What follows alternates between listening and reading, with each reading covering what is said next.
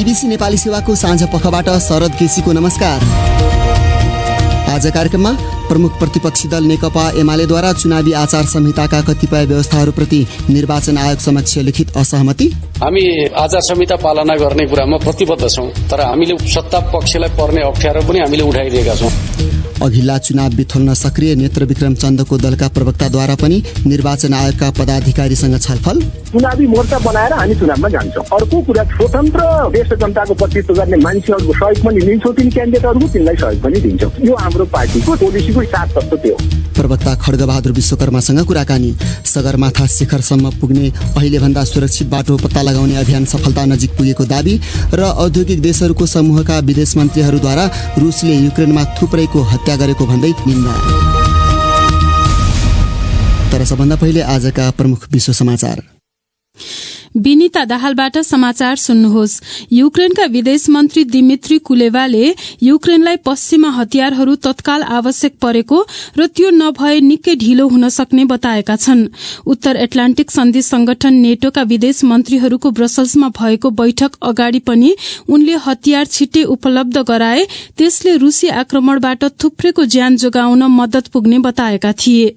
नेटोका महासचिव एन्स स्टोल्टेनबर्गले संगठनले हवाई प्रतिरक्षा प्रणालीको आवश्यकता लगायत थुप्रै किसिमका सहायता उपलब्ध गराउने विषयमा सम्बोधन गर्ने बताएका छन्।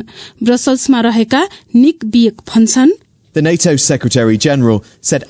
नेटोका महासचिवले युक्रेनलाई थुप्रै किसिमका सहायता उपलब्ध गराउन साझेदारहरूले छलफल गर्ने, तर उनले द्वन्द्व वर्षौंसम्म लम्बिन सक्ने भन्दै चेतावनी दिएका छन्। पूरै युक्रेनलाई आफ्नो कब्जामा पार्ने लक्ष्यबाट रूसी राष्ट्रपति पछि नहटेको पनि उनले बताए। बीबीसी संवाददाताको भनाई। औद्योगिक देशहरूको समूह G7 का विदेश मन्त्रीहरूले रूसी राष्ट्रपति भ्लादिमिर पुटिनले युक्रेनमा युद्ध गर्दा त्यसले विश्वमा व्यापक क्षेत्रमा असर परेको बताएका छन्। नेटो मुख्यालयमा भएको बैठकपछि रूसले भने पश्चिमाले लगाएको प्रतिबन्धका कारण मूल्य वृद्धि भएको दावी गरेको छ, जसलाई G7 देशका मन्त्रीहरूले सरासर झूट भनेका छन्। मन्त्रीहरूले युक्रेनमा रूसी फौजले गरेको अत्याचारको निन्दा गर्दै जिम्मेवारहरू विरूद्ध अभियोजन गरिने बाचा पनि गरेका छन्। युक्रेनले रूसी राष्ट्रपति पुटिनलाई आफूमाथि आक्रामक हुनका लागि हंगेरीले सहयोग गरिरहेको आरोप लगाएको छ। दुई छिमेकी मुलुकबीच युद्ध जारी रहेका बेला युक्रेनले हंगेरीमाथि यस्तो आरोप लगाएको हो। युक्रेनी विदेश मन्त्रालयले युक्रेनको बुचा जस्ता शहरहरूमा भएको अत्याचारको लागि रूसको जिम्मेवारीलाई बुडापेस्टले स्वीकार गर्न अनिच्छा देखाएको र त्यसले मस्कोको दण्डहीनताको भावनालाई बलियो बनाएको बताएको छ। त्यस्तै बुडापेस्टमा शान्ति वार्ता आयोजना गर्ने हंगेरीको प्रस्तावलाई युक्रेनी विदेश मन्त्रालयले कुटिल चाल भनी खारेज गरिदिएको छ। ग्रीसले अन्तर्राष्ट्रिय फौजदारी अदालतलाई मारिउपोलमा रूसीहरूले 6 साता घेराबन्दी र बमबारी गर्दा गरेको हुन सक्ने सम्भावित युद्ध अपराधहरूको अनुसन्धान गर्न आग्रह गर्ने बताएको छ। ग्रीसका विदेश मन्त्रीले उक्त बन्दरगाह शहरमा ग्रीक समुदायको एक जातिको बलियो उपस्थिति रहेकाले आफ्नो मारिउपोलमा विशेष चासो रहेको बताए। उनले युक्रेनको ऐतिहासिक ब्ल्याक सी बन्दरगाह ओडेसालाई जोगाउन पनि आग्रह गरे। चीनको वित्तीय केन्द्र सांघाईले कोविड लकडाउनका कारण त्यहाँ बसोबास गरिरहेका 2 करोड़ 50 लाख मानिसहरूलाई खाद्यान्न आपूर्ति गर्न संघर्ष गरिरहँदा ताइवानले महामारी नियन्त्रणका लागि लिएको शून्य कोविड नीतिलाई त्यागेको छ।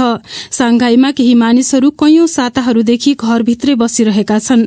त्यहाँ कोविडलाई निमिट्यान्न पार्ने हो भने अर्को महिना पनि उक्त शहर खुल्ने अवस्था नरहेको बताइएको छ। बीबीसीकी सेलिया ह्याटन भन्छिन्, 11 दिनको कड़ा नियमपछि सांघाईका मानिसहरू चीनिया सामाजिक सञ्जालहरूमा आफ्ना निराशाहरू पोखिरहेका छन्। उनीहरूलाई घरबाट बाहिर निस्किन रोकिएको थियो र उनीहरू खाद्यान्न, पिउने पानी र अन्य अत्यावश्यकीय सामग्री पाउन संघर्षरत छन्। बीबीसीकी सेलिया ह्याटनको भनाई। र इथियोपियाको उत्तरमा रहेको टिग्रे क्षेत्रका विद्रोही फौजले संघीय सरकारसँग मानवीय सहायताका लागि युद्धविरामको सम्झौता भए पनि पर्याप्त सहायता सामग्री उक्त क्षेत्रमा नपुगेको जनाएको छ। गत साता क्षेत्रीय राजधानी मिकेलीमा पुगेका 20 ट्रक सहायता सामग्री भोकमरीको खतरामा रहेका लाखौं मानिसलाई असाध्यै न्यून हुने टिग्रेका मानिसहरूले बताएका छन्। यो बीबीसी नेपाली सेवा हो।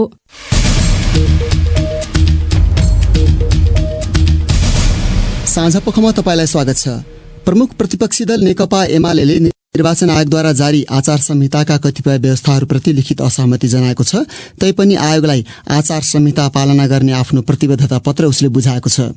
महासचिव शंकर पोखरेलको नेतृत्वमा गएको टोलीले उक्त पत्रमा कतिपय प्रावधानहरूबारे स्पष्ट पार्न आयोगलाई आग्रह गरेको छ। प्रस्तुत छ एक रिपोर्ट। एमाले महासचिव शंकर पोखरेलका अनुसार चुनाव प्रचारमा सामाजिक सञ्जालको प्रयोग लगायतका विषयमा राखिएका प्रावधानहरू प्रष्ट छैनन्। त्यसैले चुनाव मितव्ययी बनाउन त्यसको अधिकतम प्रयोगको अधिकार कुण्ठित नहोस् भन्ने बारे एमाले आयोगको ध्यानाकर्षण गराएको उनले बताए। निर्वाचन आचार संहिताका कतिपय व्यवस्थाहरूले निर्वाचन प्रचार प्रसारलाई सहज बनाउने सन्दर्भमा केही कन्फ्युजनहरू भएका कुराहरूलाई स्पष्ट पार्नका लागि निर्वाचन आयोगलाई अनुरोध गरेका छौं।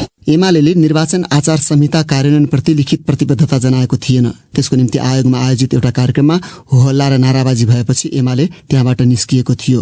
तर महासचिव पोखरेलले भने, हामी आचार संहिता पालना गर्ने कुरामा प्रतिबद्ध छौं, तर हामीले सत्ता पक्षलाई पर्ने अप्ठ्यारो पनि हामीले उठाइदिएका छौं। प्रधानमन्त्री, मन्त्रीहरू, मुख्यमन्त्रीहरू चाहिँ चुनाव प्रचारमा जान नपाउने खालको जे बनिएको छ त्यो तपाईहरुले कसरी कार्यान्वयन गर्नुहुन्छ हामी हेर्न चाहन्छौं। तर यो लोकतन्त्रका लागि उपयुक्त हो कि होइन भन्दाखेरि हामीले चाहिँ भविष्यमा चाहिँ यस्ता चीजहरूलाई सच्याउनु पर्छ भनेका छौं। एमाले अध्यक्ष केपी शर्मा ओलीले बेला बखत आयोगको निष्पक्षतामाथि प्रश्न उठाउँदै उसले सत्ता गठबन्धनको पक्षमा काम गरिरहेको आरोप लगाउने गरेका थिए। आजै नेत्र विक्रम चन्द विप्लवको दल नेपाल कम्युनिस्ट पार्टीका प्रवक्ता खड्गबहादुर विश्वकर्मा आयोग कार्यालय पुगेर उनले पदाधिकारीहरूसँग छलफल गरेका थिए। स्थानीय चुनावमा भाग लिने विषयमा उक्त पार्टीभित्र विवाद देखिएको भन्ने विवरणका बीच उनी आयोग पुगेका हुन्। त्यहाँबाट फर्किएपछि हामीले उनलाई सोधेका थियौं, निर्वाचन आयोगमा दर्ता नै नभएको पार्टीको नेता तपाईँ आयोग चाहिँ किन जानु भएको? सरकारले लोकल इलेक्सन तोकेको छ। आगामी वैशाख 30 गते चाहिँ यसले सम्पन्न गर्दैछ। अहिले हाम्रो पार्टीको केन्द्रीय समितिको बैठक हामीले भर्खरै सम्पन्न गर्यौं। लोकल चुनावलाई विगतको भन्दा अलिकति नयाँ कोणबाट यसलाई हेर्नुपर्छ र यसको प्रयोग पनि नयाँ ढंगले गर्नुपर्छ भन्ने हाम्रो पार्टीको निर्णय छ। अनि यता आउँदा सरकारसँग र प्रतिपक्षसँग कुराकानी गर्दाखेरि पनि निर्वाचन आयोगको उहाँहरूले चाहिँ रेफरेन्स दिनुभएको थियो। त्यसो हुँदा के रहेछ त निर्वाचन आयोगको भनेर हामी बुझ्न गएको थियौँ। कुरा राम्रै भयो। के रहेछ, के पाउनुभयो? ठ्याक्कै निर्वाचन आयोगको हामीले जे सोचिरहेको छौँ त्यही नै छ। मुख्य कुरा भनेको पोलिटिकल कुरा हो। पोलिटिकल पार्टी र गभर्मेन्टले के डिसिजन गर्छ त्यो मेजर कुरा हो। डिसिजन गरेर हुने निर्देशन हामीले फलोअप गर्नुपर्छ भन्ने निर्वाचन आयोगको त्यो थियो। त्यही त, चुनाव त हुने नै भयो नि त। नै दुइटै छ। नर्मल्ली बाहिर घोषणा भएको, एक्सपोज भएको, यताउता सबै हेर्दाखेरि हुने नै भयो भन्ने मानिन्छ। तर यसका इन्टरनल जटिलता, राष्ट्रिय राजनीतिमा जुन किसिमको वातावरण छ, यो सबैले समस्या पनि छन्, अन्तर्विरोध पनि छन् नि। तर के निर्वाचन आयोगसँग कुराकानीमा त्यस्तो भ्यू पाउनु भयो र नहुने सम्भावना? निर्वाचन आयोगमा यो भ्यू पाइने कुरा भएन। उनले त चाहिँ तपाईँको कानुनी कुरा गर्ने भए, संवैधानिक कुरा गर्ने भए, होइन? राजनीतिमा जे चित्र छ त्योबाट पनि विश्लेषण गर्न सकिन्छ। अनि अर्को कुरा के छ भन्नुहुन्छ भने लगभग 1 वर्ष भयो हामीले त्यो बेलामा देशको स्थिति, जनताको चाहना, यो सबैलाई दृष्टिगत गरेर नै सुझबुझपूर्ण ढंगले चाहिँ त्यो बेला ओली सरकारसँग हामीले वार्ता गरेका थियौँ र 3 पोइन्ट एग्रिमेन्ट गरेका थियौँ। त्यसलाई लागू गर्ने सन्दर्भमा एग्रिमेन्ट भएको 5 महिना बित्दा पनि ओलीजीले त्यही ढंगले लागू गर्न सक्नु भएन। पछिल्लो यो गभर्मेन्ट बन्यो 9 महिना अहिले यो बितेको छ। हामीले भनेका छौँ धेरै पटक, फोर्सफुल्ली र फुल फेजमा यो अहिले पनि कार्यान्वयन भइसकेको छैन। यो स्थितिमा प्रतिपक्ष भन्नुहोस् चाहे सरकार भन्नुहोस्, यो कुरालाई व्यवस्था गरेर हामी चुनावमा जान्छौँ भनेर भन्नु त आफ्नै प्रकृतिको डम्फ हुन्छ नि त। यसले पनि देखिन्छ कि स्थिति जटिल छ भन्ने। भनेको तपाईहरुको माग पूरा नभएर हुने चुनावलाई के तपाईहरुले बहिष्कार गर्ने अथवा बिथोल्ने? हाम्रो कुरा यस्तो छ, लामो समयदेखि पछिल्लो चाहिँ तपाईँ यो 1-1.5 वर्षमा देशको स्थिति एकदम जर्जर भएको छ। यति धेरै संकटग्रस्त छ कि कोही क्षेत्र पनि न्यूनतम सन्तोषको सास फेर्ने छैन। चाहे राजनीतिक क्षेत्र, चाहे आर्थिक क्षेत्र, चाहे विकासको क्षेत्र, चाहे सांस्कृतिक क्षेत्र, चाहे सामाजिक सुरक्षाको क्षेत्र, शैक्षिक क्षेत्र, जनजीविकाको क्षेत्र, स्वास्थ्य क्षेत्र, इन्टरनेसनल रिलेसनको क्षेत्र, यो सबै यति धेरै कहाली लाग्दो अवस्थामा छ कि यही कुरालाई दृष्टिगत गरेर नै हामीले के भनेका थियौँ भन्दा देशमा यही स्थितिको अन्त्यको निम्ति, परिवर्तनको निम्ति, जनताको आकांक्षाको निम्ति हामीले सङ्घर्ष जो गरिराखेका थियौँ एउटा विकल्प प्रस्तुत गरेर यो पार्टीको भूमिका राष्ट्रिय रूपमा अब नयाँ ढङ्गले अगाडि बढाउनु पर्ने भयो भनेर नै हामीले 3 पोइन्ट एग्रिमेन्ट गरेर राजनैतिक दृष्टिले वार्ता र संवादबाट शान्तिपूर्ण ढङ्गले हल गर्ने हामीले भन्यौँ। त्यसो भएको हुँदा केन्द्रीय समितिमा हामी बहस गर्दै जाँदा यसलाई नयाँ ढङ्गले चाहिँ त प्रयोग गर्नुपर्छ भन्नेमा हामी छौँ। अब यसको निम्ति चाहिँ सरकारले ठिक ढङ्गले सोच्यौँ। हामी जनताको आकांक्षा छ, भावना छ पार्टीप्रतिको, राष्ट्रिय दायित्व छ पार्टीको, होइन? हामी त परम्परागत दृष्टिले मात्रै सोच्ने भन्नेमा छैन। तर सरकारले सोचेन भनेपछि त फेरि नयाँ ढङ्गले त सोच्नै पर्छ। अनि नयाँ ढङ्गले उपयोग गर्ने भन्नु पनि त्यो उपयोग भने कसो? उम्मेदवारी पनि नदिने अनि बहिष्कार पनि नगर्ने। प्रयोग भनेको कस्तो हो भन्नुहुन्छ भने सरकारसँग एग्रिमेन्ट गरेर एउटा नयाँ चाहिँ राजनीतिक हामीले मोर्चा खोलेको कुरा भयो। यो बेलामा चुनाव आएपछि हामीले के भन्यो भन्दा चाहे चाहिँ लोकल इकाइका प्रतिनिधिहरू हुन् चाहे चाहिँ संसदका प्रतिनिधि हुन्, तिनी कसैले पनि जनताको भावना र आकांक्षा अनुसार चाहिँ प्रतिनिधित्व गर्न सकेनन्। सरकारले पनि सकिरहेका छैन। बरु उल्टै के छ भन्दा भ्रष्टाचार, कमिसन, राष्ट्रघात अनि महँगीले जनता त आजिक छ। अनि जनताले विकल्प खोजिरहेको छ। त ल यो बेलामा यसलाई नयाँ ढङ्गले प्रयोग गर्ने भन्यो। त्यो भनेको के भन्नुहुन्छ भने एउटा परिवर्तन र क्रान्तिको निरन्तरताको मोर्चाको रूपमा। अर्को कुरा कहिले चाहिँ आफूले नयाँ ढङ्गले प्रस्तुत गरिराखेका राजनीतिक पार्टीहरूसँग चुनावी मोर्चा बनाएर हामी अगाडि बढ्ने भनेको। अब चुनावी मोर्चाको चर्चा गर्दाखेरि यो नेकपा एमालेसँग खास गरेर सुदूरपश्चिमतिर चुनावी सहकार्य गर्ने भन्ने बारेमा छलफल पनि अगाडि बढिरहेको भन्ने कुरा आइरहेको छ। वास्तविकता चाहिँ के हो? लोकल लेभलमा साथीहरूले कुरा गरेका हुन्। अहिले त्यो विशेष गरेर एमालेका साथीहरूको डिमान्डमा साथीहरूले कुरा गरे। त्यो कुरा असाध्यै जिल्ला लेभलको थियो। त्यसलाई असाध्यै चाहिँ पूर्व गरेर बाहिर प्रचार पनि गरियो। हाम्रा साथीहरूले पनि के त्रुटि गरे भन्नुहुन्छ भने आवश्यकता भन्दा बढी भने त्यस कारणले बाहिर एउटा चाहिँ कन्फ्युजन जस्तो भयो। तर हाम्रो कुरा यति छ कि अहिलेको लोकल इलेक्सनलाई राष्ट्रिय स्वाधीनताका पक्षधर, जनमुक्तिका पक्षधर र जनतालाई आजित बनाएको महँगी वृद्धिका विरुद्ध खडा हुने प्रतिनिधिहरू हामीले पठाउने हो चुनावी मोर्चाबाट। त्यो भनेको पार्टीकै हैसियतमा जाने कि स्वतन्त्र रूपमा जाने? अहिले हामी 6 पार्टीसँग एक्सरसाइज पनि गरिराखेका छौँ। पहिलादेखि हाम्रो सहकार्य पनि छ आन्दोलनमा। यति हो कि हामीले क्रान्तिकारीहरूको चुनावी एउटा मोर्चा बनाएर हामी जान्छौँ। अर्को कुरा स्वतन्त्र देश र जनताको प्रतिनिधित्व गर्ने मान्छेहरूको सहयोग पनि लिन्छौँ। तिनी क्यान्डिडेटहरूको तिनलाई सहयोग पनि दिन्छौँ। तपाईँकै पार्टीका सचिवालय सदस्य हेमन्त प्रकाश ओलीले त उम्मेद्वार हुन कसैले चाहन्छ भने चाहिँ पार्टीबाट राजीनामा दिएर जानुपर्छ, यो त पार्टीको निर्णयभन्दा विपरीत हुन्छ, अपव्याख्या हुन्छ भनेर टिप्पणी गरिराखेका खबर आएको छ। उहाँले एउटा चाहिँ इन्टरभ्यू दिनुभएको रहेछ धेरै मैले। तर यो अलिकति सेन्टिमेन्टल टाइपको र अनाधिकारिक कुरा त्यहाँ आएको देखिन्छ। त्यो आधिकारिक कुरा होइन। तपाईँको पार्टी बैठकमा चुनावमा जाने महासचिवको प्रतिवेदन अल्पमतमा परेपछि तपाईँहरू चुनावबाट पछि हट्या भने होइन र?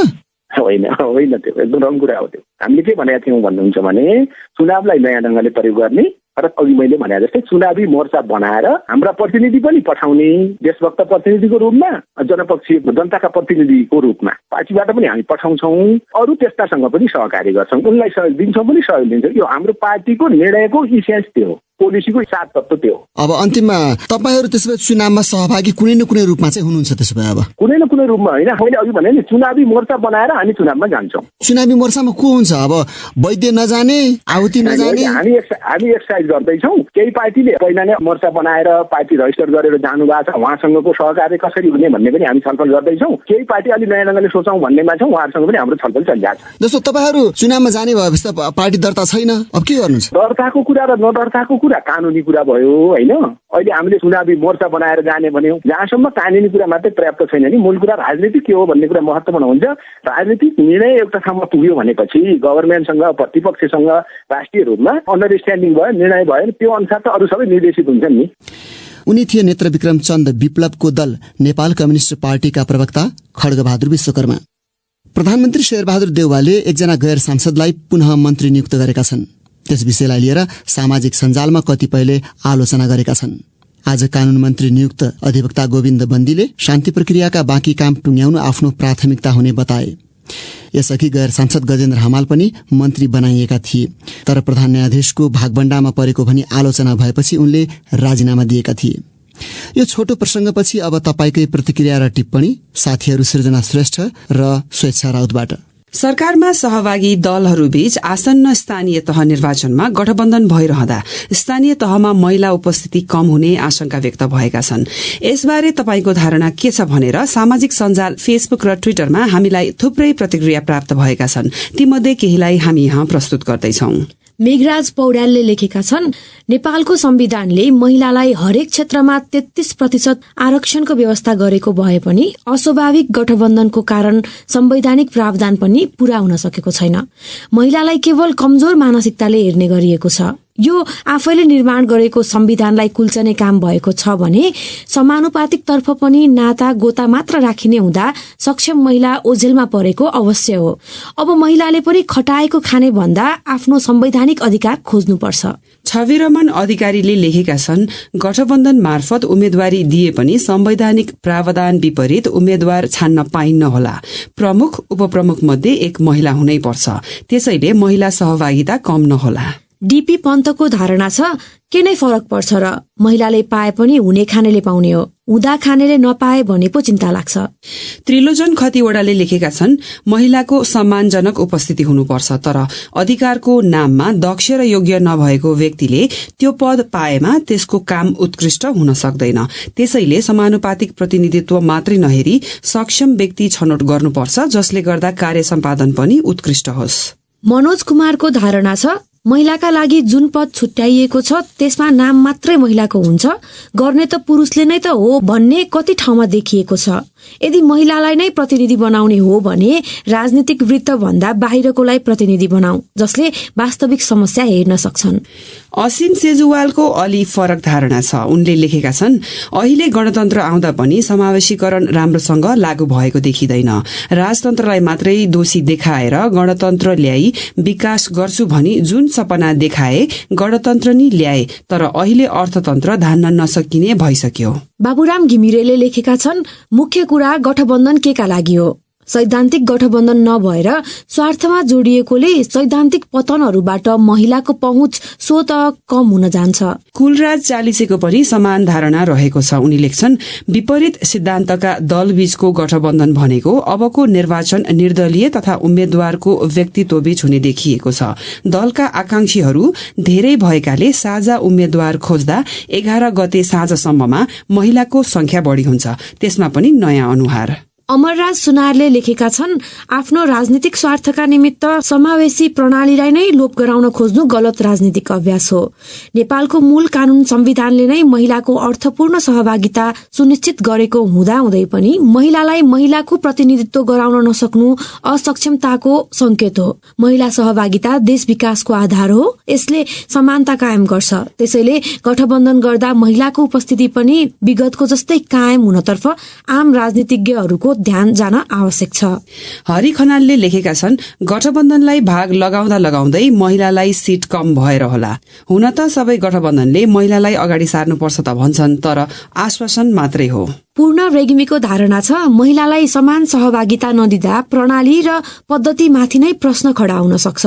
यसलाई जोगाई राख्न 2 उम्मेद्वार मध्ये मुख्य 2 पदमा एक महिला अनिवार्य हुनुपर्ने मत निर्वाचन आयोगले लागू गराउन नयाँ कार्यविधि ल्याई गठबन्धन भए पनि एक मुख्य पदमा महिला र अर्को पुरुष हुनुपर्ने अनिवार्यता लागू गराउनु पर्दछ। अब बाँकी विषय।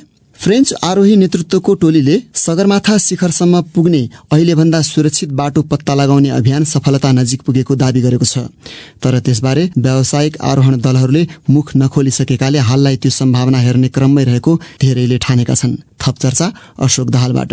बढ्दो विश्वव्यापी तापमान बीच खुम्बु हिमनदी दिनदिनै अस्थिर बनिरहेको बताइन्छ। सन् 2014मा त्यहाँ सबेरै हिम पहिरो जाँदा 16 शेर्पाहरूले ज्यान गुमाएका थिए। कैयौं पश्चिमा कम्पनीहरूले आइसफलको त्यही जोखिम छल्न पछिल्ला वर्षमा नेपालबाट आरोहण अभियानलाई तिब्बततर्फ केन्द्रित गरेको बताउँदै आएका छन्। 2 पटक सगरमाथाको सफल आरोहण गरिसकेका 70 वर्षीय फ्रेन्च आरोही मार्क बाटार्डले जोखिमपूर्ण खुम्बु आइसफल छलेर पहिलो शिविरसम्म पुग्ने वैकल्पिक बाटो पहिचान गरेको दावी गरेका हुन्।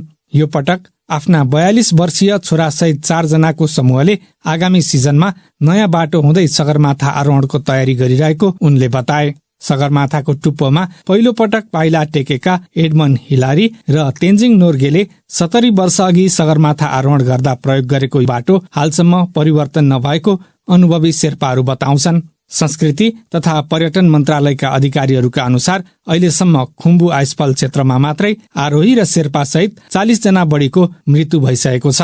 बाटाडसँगै नयाँ बाटो खोज्न खटिएका पासाङ नुरु शेर्पाले आफूहरूको टोलीले गत वर्ष 5800 मिटरसम्मको उचाइसम्म बाटो पहिचान गरेको बताए। समुद्र सतहबाट 5364 मिटर उचाइमा रहेको सगरमाथा आधार शिविरबाट 6065 मिटर उचाइमा रहेको पहिलो शिविर पुग्न खोच र हिमनदीको किनार हुँदै आरोहीहरू अघि बढ्ने गरेका छन्। हिम पहिरो र सहजै नदेखिने खोजका कारण यो क्षेत्र पार गर्नु आरोहीहरूका लागि जोखिमपूर्ण मानिन्छ। संस्कृति तथा पर्यटन मन्त्रालयका पर्यटन पुनरुत्थान समिति संयोजक राजाराम गिरी पहिचान भएको नयाँ बाटो सुरक्षित रहेको दावी गर्छन्।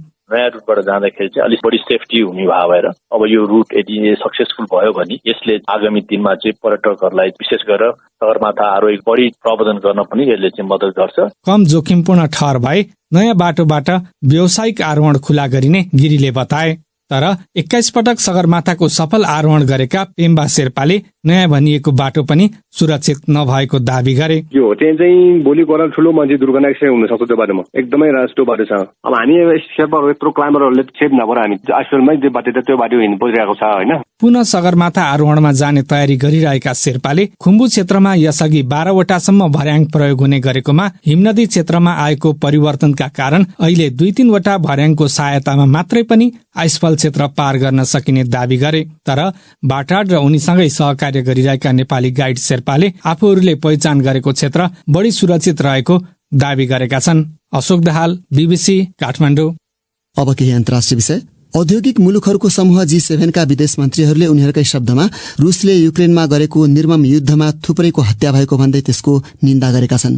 उनीहरूले रुसले गरेको युद्धमा थुप्रै अन्तर्राष्ट्रिय कानूनको उल्लङ्घन भएको पनि बताए।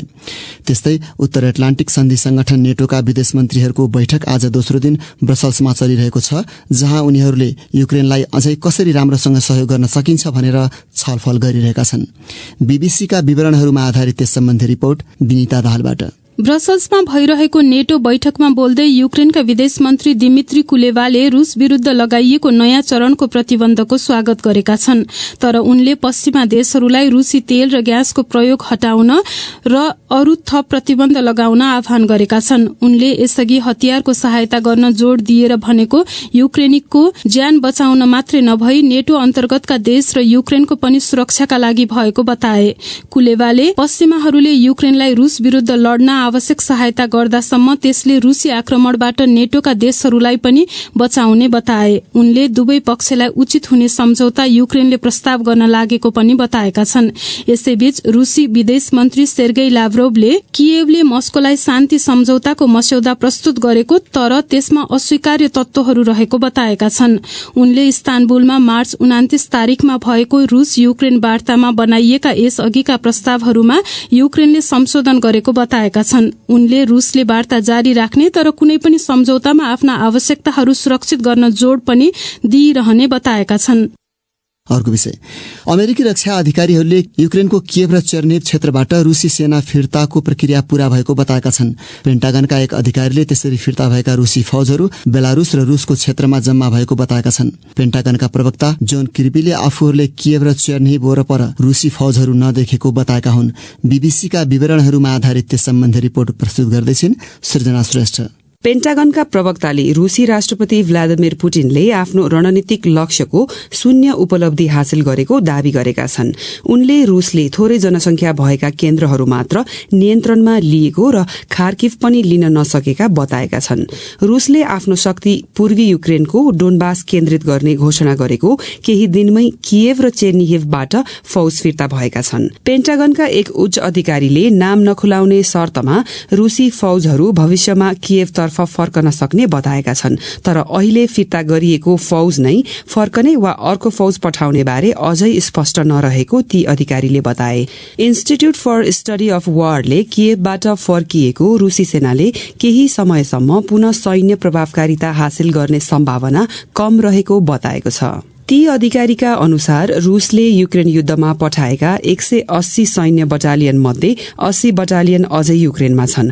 समाचार एजेन्सी एपीले अमेरिकी रक्षा अधिकारीलाई उद्धृत गर्दै युक्रेनबाट कम्तीमा 24,000 रुसी फौज फिर्ता भएको जनाएको छ। BBC संवाददाता जोनाथन बिएलका अनुसार पूर्वी युक्रेनमा रुसी सैन्य कार्यवाही थप चर्किएको छ। रुस र उसका समर्थकहरूले युक्रेनका पुराना औद्योगिक नगरहरू लुहान्स्कको 90% र डोनेस्कको आधा क्षेत्र आफ्नो नियन्त्रणमा लिएका छन्। युक्रेन फौजले त्यो क्षेत्रमा विगत 8 वर्ष यता युद्ध लडिरहेको छ।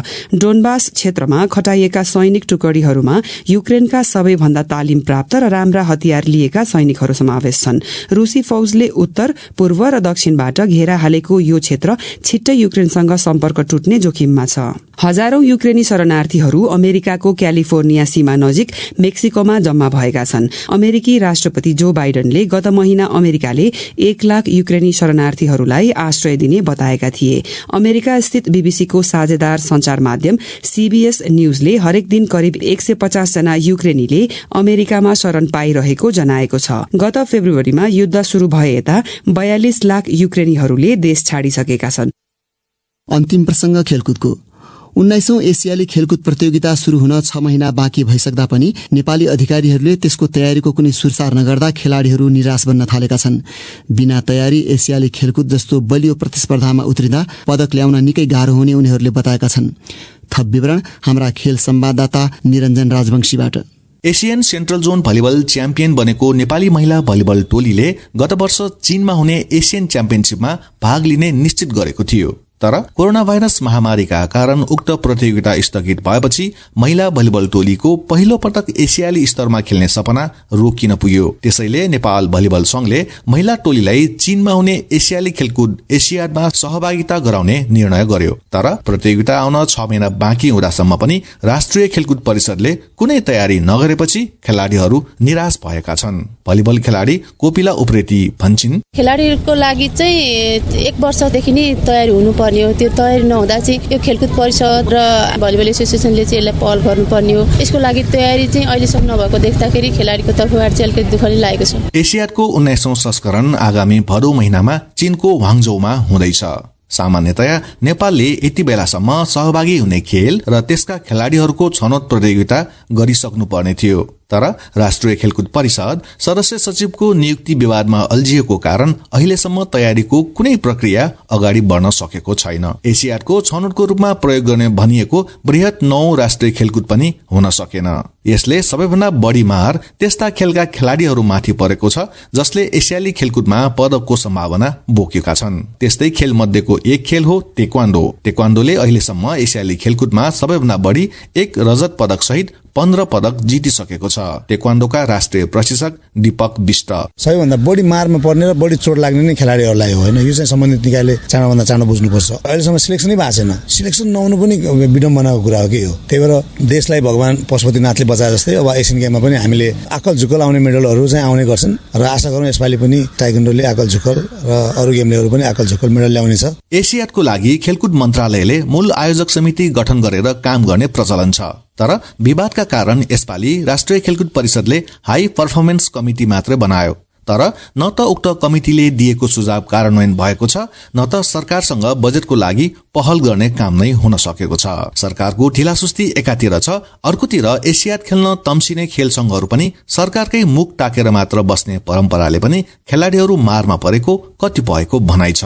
यद्यपि नेपाल टेक्वान्डो संघले भने आफ्नै ढंगले तयारी गरिरहेको बताउँछन् संघका अध्यक्ष प्रकाश शमशेर राणा। एसियन गेमको लागि नै भनेर सुरु गरेका छैनौं, तर हामी नेशनल टिमको ट्रेनिङहरू भइ नै रहेको छ। यो जुन अब नेशनल टिम बी जुन अब हुन्छ त्यसलाई पनि हामी ट्रेनिङ अब लगतै सुरु गरिदिँदैवाला छ। हाम्रो आफ्नै पहलमै कोच ल्याउँदैछौँ अहिले। त्यो कोच ल्यायो भने डेफिनेटली हाम्रो यसपालिको एसियन गेमको लागि हाम्रो राम्रो एउटा तयारी हुन्छ। ढिलाइका कारण खेल र खेलाड़ीहरूको सहभागिता नै छुट्न सक्ने चिन्ता भने गम्भीर विषय बनेको छ। खेलाड़ीहरूको सहभागिता निश्चित गराउने संस्था नेपाल ओलम्पिक कमिटिका अनुसार आयोजकले तोकेको समय सीमाभित्र खेलाड़ीहरूको नाम दर्ता गर्न नसके उनीहरू एसियाड खेल्नबाट वञ्चित हुनेछन्। नेपाल ओलम्पिक कमिटिका अध्यक्ष जीवनराम श्रेष्ठ, अनलाइन इन्ट्रीको डेडलाइन सकिसकेपछि त्यो फेरि चाहिँ बन्द हुन्छ, हामीले इन्ट्री गर्न सक्दैनौं। अब त्यो डेडलाइन भित्रमा त इन्ट्री गर्नै पर्छ। अब त्यो कुराहरू हामीले सबै स्पष्ट रूपमा सरकारलाई चाहिँ भनेका छौं। दक्षिण एसियाली खेलकुदपछि नेपाली खेलाड़ीहरूले पदकको आशा गर्न सक्ने र बिना छनौट सहभागी हुन सक्ने खेल भनेको एसियाड मात्रै हो। यस्तोमा सरकारी ढिलासुस्ती जारी रहेमा नेपालको एसियाड सहभागिता इतिहासकै सबैभन्दा कमजोर बन्न सक्ने देखिन्छ। निरञ्जन Rajbanshi, BBC, Kathmandu.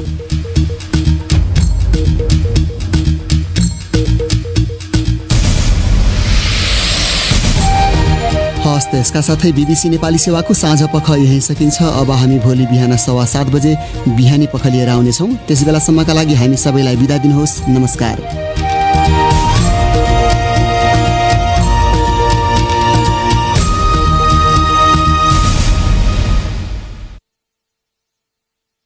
BBC World Service.